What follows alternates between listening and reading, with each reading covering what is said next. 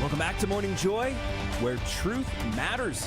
I'm your host, Keith Downey, and on the Wednesday edition of The Next Right Thing with Debbie Georgiani and Adam Bly, talking about a prayer and so much more. So without further ado, good morning, Debbie. Well, thank you so much, Keith. We love the Wednesday edition of The Next Right Thing.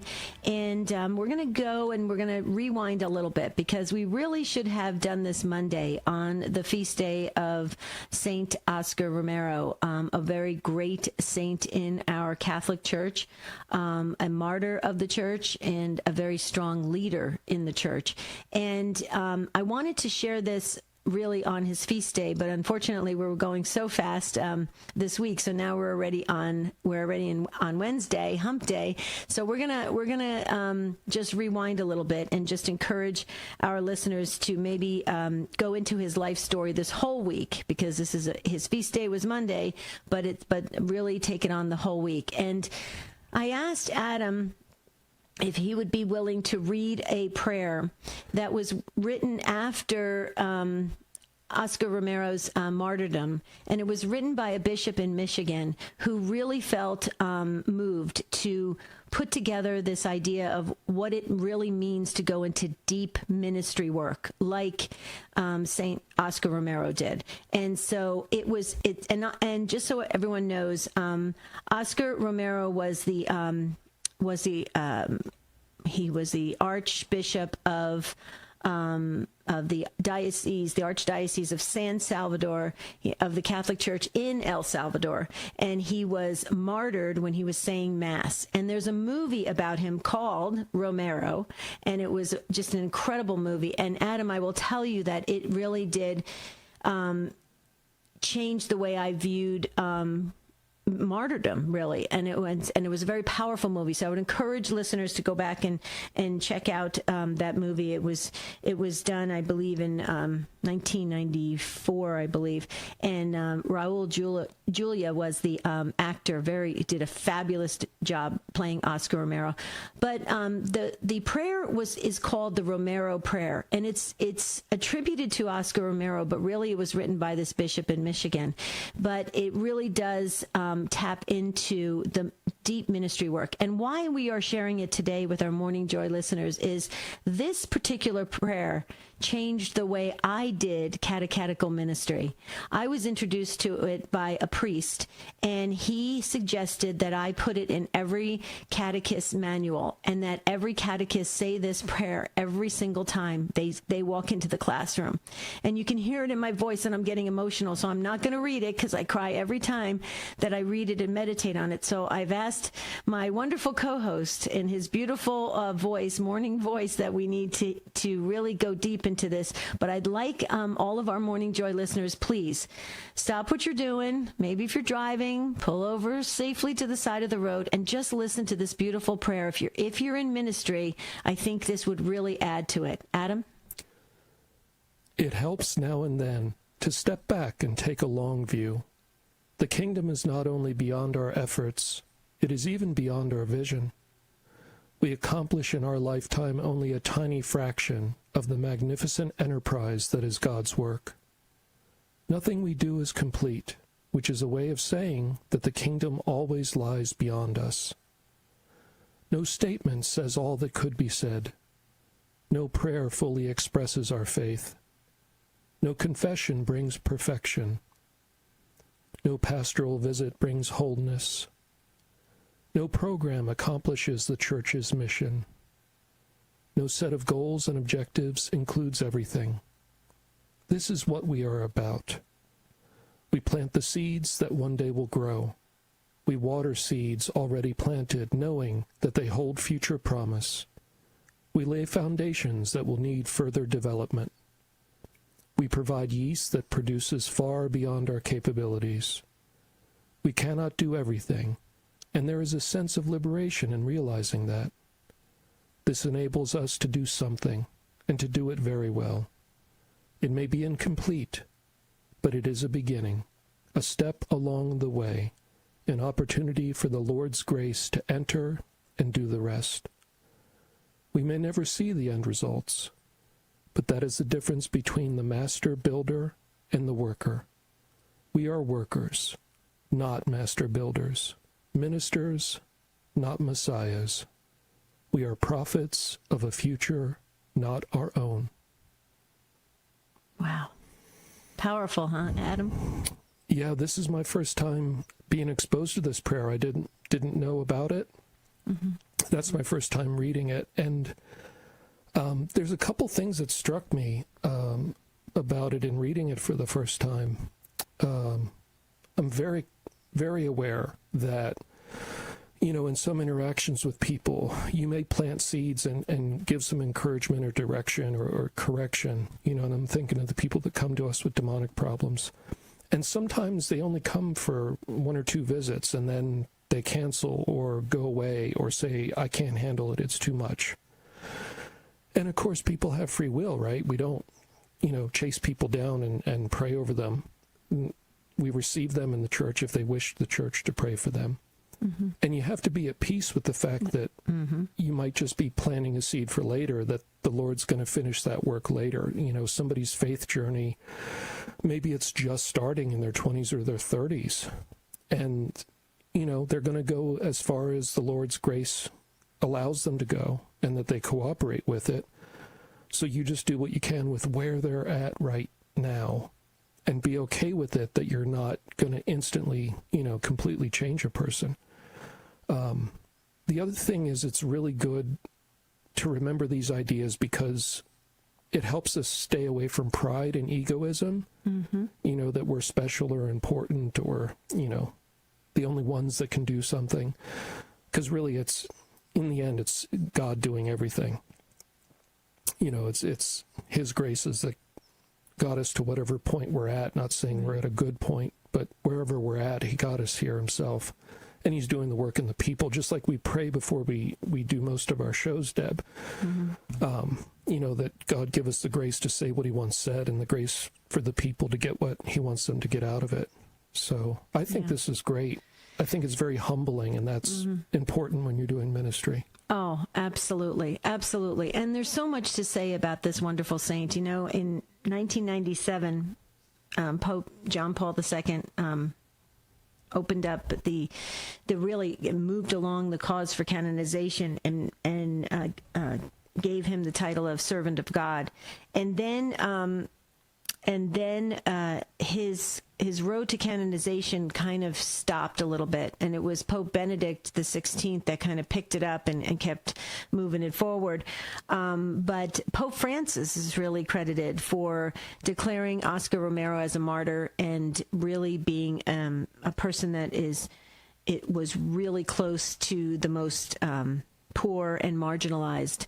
And Oscar Romero was furious at what was going on in his beautiful country, and he really wanted to protect those that were hurt, and he wanted to absolutely do the conservative right thing, and it was met with a lot of, people just didn't like him, and then ultimately he was assassinated. But it was Pope Francis who really.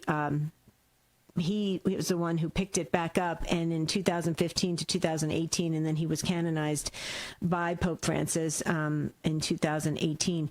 And I slightly stated it wrong. In 1994 was not the Romero film, and it was 1989 actually is the Romero film. And I would encourage our listeners to rent it and really watch it, because it will change the way, especially it'll actually deepen, I think, your understanding of how powerful the Mass is, because there's a very dramatic scene. Now, I understand it didn't quite happen like that. There was a little bit of Hollywood that entered into this movie, but he was assassinated while he was saying Mass.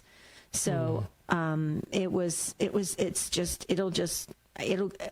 can't even describe it. Even just talking about it, I'm picturing myself. I've seen the movie at least 12 or 15 times. It's that good.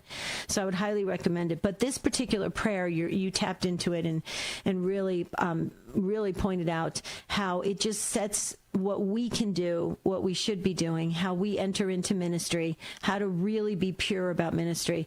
And because of this wonderful priest mentor that I had, I was adamant that every catechist that I was, was supposed to be, handling at the church and really, helping and to do catechist training and things like that, I just kept saying to them, please carry this prayer, please, because if you can center yourself in this way, then you can do your very best and let the Holy Spirit absolutely take it and where God wants it. And it doesn't become about the person doing the ministry work. It is always pointed and always focused on God, and let God take it.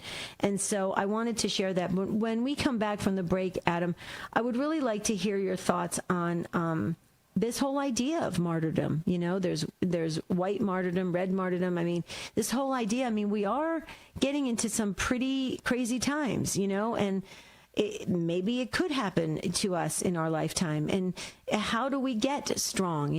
Like we have these great saints that we can look to really help us, that we can try to muster up the strength if we're in difficult situations in our own community, our own country, and it's tough. It's a tough topic to cover because nobody wants to think of martyrdom, right? You don't want to think of having being slaughtered, for the faith, but it could be a reality, and a lot of bishops have talked about it, and so I think it's worthy of us to just discuss it, to maybe get people to wrap their heads around it a little bit, and to understand that this road as a Christian is not going to be easy, but we know that the good Lord is with us. What do you say?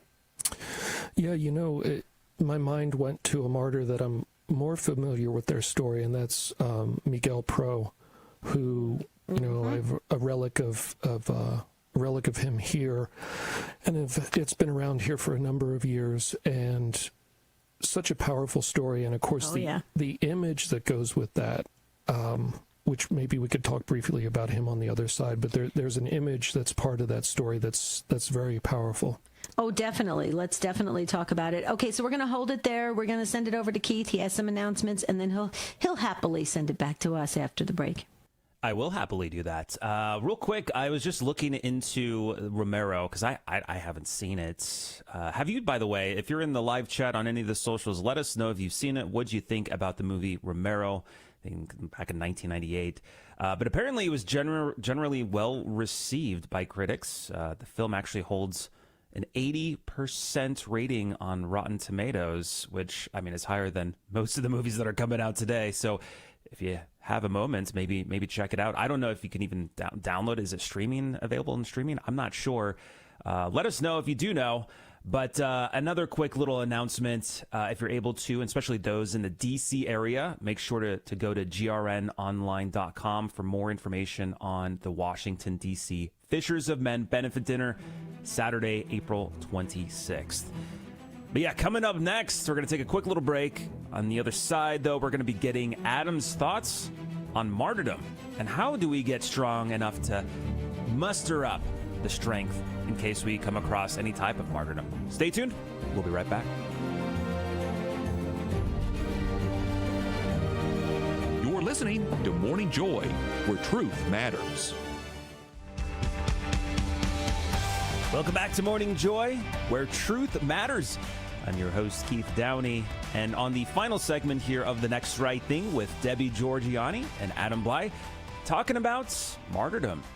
Take it away, Debbie and Adam. Okay, we are back, and we're just kind of rewinding a bit because Monday was the feast day of Saint Oscar Romero, just an incredible archbishop in our church in El Salvador, and during a time when it was a very, very difficult place to live. There was a lot of fighting, and he was assassinated while saying Mass, and we shared a prayer that was inspired by his work and the way he was such a strong leader and all the way to his death. But then Adam had talked about Miguel Pro, and you said you had a relic, and I would definitely, I agree with you. I love talking about him and everything that he stood for and how he was so strong up until the end as well. So go ahead, Adam. Why don't you share a little bit about his life, because this will actually build to what we can leave our listeners with an understanding of martyrdom. Yeah, I was thinking, Deb, you mentioned white martyrdom and red martyrdom, and I was wondering in the first segment, I wonder if there's people out there that don't even know really what the word martyrdom means. Like, I think we all kind of know that, well, that means you died or you were killed, but what qualifies as a martyrdom in the church's eyes, and what is a white and what is a red martyrdom? Can you help me with that? Well, the simplest understanding in the short amount of time that we have is that obviously if you're going to somehow be killed, there's such a hatred for the faith. And if you are able to stand up and profess that Jesus is Lord, Christ is King, and really stand up to the end and be either tortured or killed for it, you could potentially be declared as a martyr. And that's, sometimes there have been in centuries ago, there have been people that have been considered martyrs. They died a martyr's death, but not as brutal as somebody like Oscar Romero or Miguel Pro, or some of the other ones like the Cristero War. I mean, just another brutal war. And it's an interesting dynamic, because sometimes people will say, well, red martyrdom, it's so obvious, you are asked a couple questions about the faith, you don't deny God, and boom, you're killed, so you're immediately a martyr. And that is the red martyrdom. And white martyrdom, why don't you continue with that a little bit, because I'm going to sneeze in a moment. Okay, so that helps me a little bit in understanding it. And we, I would say, often hear about the Roman martyrs, the early martyrs of the church. And there's certain phrases that are just part of the tradition, like, the blood of the martyrs was the mortar that the church was built with, in the figurative sense, obviously. And for a long, long time in the church's history, a relic of one of the early martyrs was on every altar in the world. There was what were called a relic stone, which I'm looking at one right now. It's about 12 inches by 12 inches by almost an inch thick, made of marble, and has 4 crosses on it. And at the center, there's a disc where a relic was inserted, and then it was put in and sealed. So in that ancient tradition of the Mass was said over a relic of a martyr. And of course, Jesus, in a sense, is a martyr for the church, right? I mean, he's everything, but that's just one way to look at it. So right. The idea the ultimate, yeah, he's kind of the ultimate martyr for the church and for us. First, all humanity, for humanity and for our way back into heaven, right? But a place that you can go that is so well documented is Miguel Pro. And Miguel Pro. He was a priest who was killed in Mexico, in Mexico City back in, I believe, 1927, November 23rd, 1927. And it was there was a pretense set up for arresting him because he was working in the underground church at the time, and he was very effective, and he was writing a lot of letters of encouragement, and the politicians were upset with him. And so, under a pretext of supposedly being involved in an assassination attempt that failed, and the people that were involved testified that he had nothing, he wasn't involved and his brothers weren't involved, they executed him by firing squad. And there's, super famous picture of him. His final request was being allowed to kneel and pray before he was killed.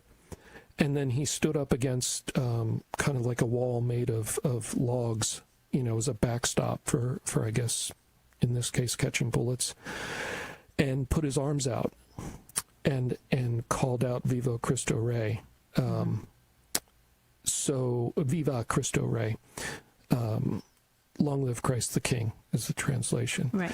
And just a very super powerful example of, I think, what you're talking about, where he was fighting for souls as a priest in the underground church when he was, when they were going to execute him. Here he is in his last breath before the bullets are fired, crying out, "Long live Christ the King." I know. Very powerful. Yeah, like, and I'm not saying like we should all, hope to go out and be martyred or anything like that. Right.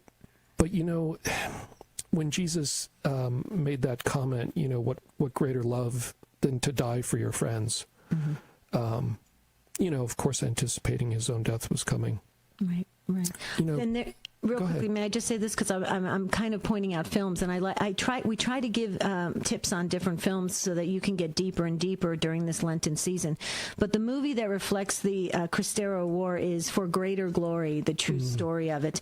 A fabulous film in 2012, For Greater Glory. I've seen that film I think a dozen times, and so I would recommend that to really understand Miguel Pro. But going back to white martyrdom versus red martyrdom, I'm a little bit under the weather, so please forgive me. I'm trying to go fast before I sneeze again. But think of it like this, folks. Red martyrdom is you're dying, you're persecuted, and you're dying. So red meaning blood. You're killed for the faith. White martyrdom is more of a concept. It's really not a kind of a, how do you say it, a true distinction in the church. It's a concept of a person that has been really a person that is completely detached, completely pulled away from the world, and has completely gone all chips in with God. And so white martyrdom is more of a spiritual, pulling away from the world and still feeling that same thing about not really being part of this world anymore, not being wanted by this world. But red martyrdom is when you really die for the faith. Yeah, there's that old phrase, to die to the world. Exactly. Yeah, and it makes me think of St. Anthony of the Desert and some of the other desert fathers who, they really kind of gave an exemplar of what that would look like. We could say it from our armchair and be like, oh, I could die to the world and, not be attached to things. But we say it from our armchair with our nice lighting and, our and it's always nice to be accepted when you're rejected by the world. It can be painful. Yeah. Right.